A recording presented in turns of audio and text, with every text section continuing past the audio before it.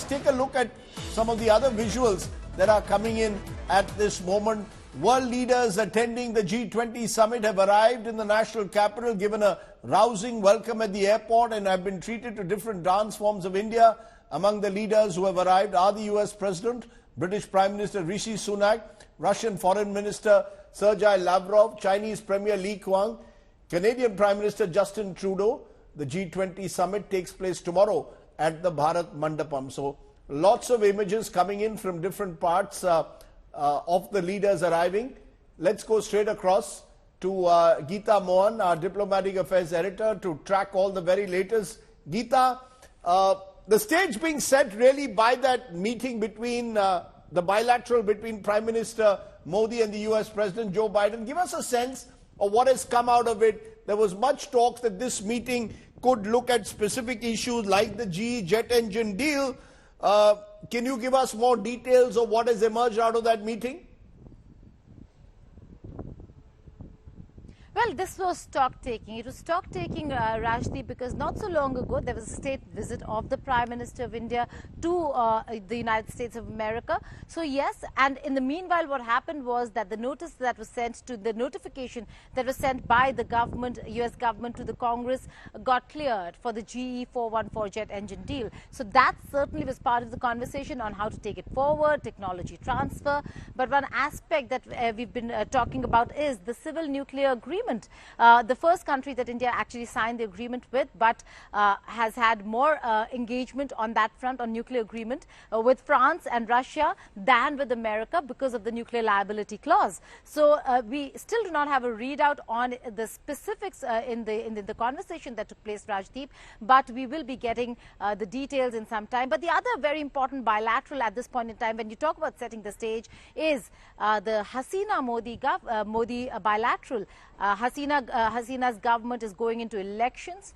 It's a difficult time for her, and it is a difficult time in ensuring that she comes back to power in Bangladesh, Rajdeep. And for India, the Hasina regime is quite important to ensure stability in areas between Bangladesh and India. So that another very important, apart from the other guest country, that's the Mauritius Prime Minister.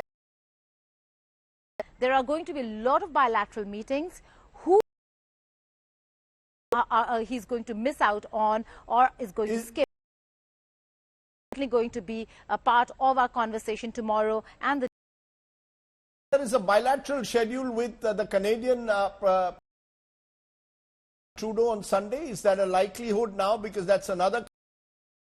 We've had a rather ticklish relationship in recent times. Will there be one with the British Prime Minister? Who else are likely to be in, on the bilateral menu, Geeta? Well, one of the most important ones, I'd say, because, you know, we are going to see bilaterals with all these other G7 countries. But one of the most important ones, Rajdeep, to my mind, is the one with the African Union chair. President of Comoros is here. He's invited because of the Indian initiative, the proposal to include the 55-member African Union bloc into the G20.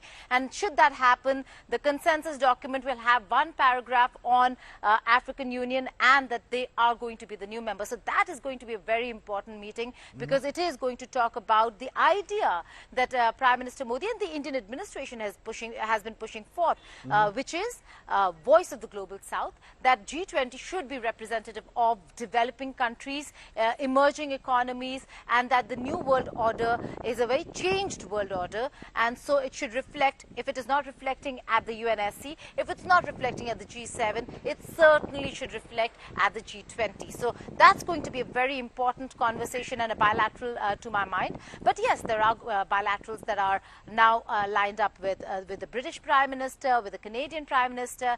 And after all the bilaterals that take place, Rajdeep, there is going to be the state visit on the 11th of the Crown Prince of Saudi Arabia. And that certainly is going to be one that is going to be not just significant, there are going to be very important deliverables and announcements. Well, one more thing.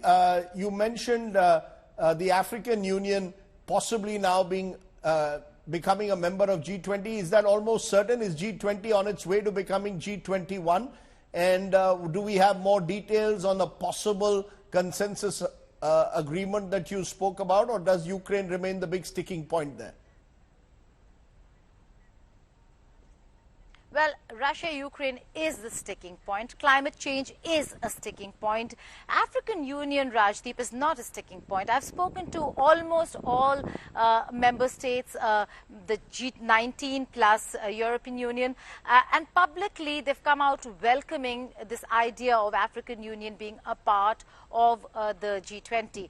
I'd be surprised if there is no consensus on that front, because if there are opposition that is coming from Russia and China, but Russia and China share very good relations with the African countries, with the African continent. China has made deep inroads into Africa. There is no reason why they should be opposing. There is no reason why Russia should be opposing at a time, at a juncture when there are concerns some are raising that with the growing influence of China in Africa, should they actually be a part of the G20 and tilt the decision making in China's favor. But that is not the point over here. The fact that Africa is an important continent, it has a huge population, a huge economy and GDP when it comes to when you put the entire continent together, and there are emerging economies. So for now, it seems like there is consensus on that front.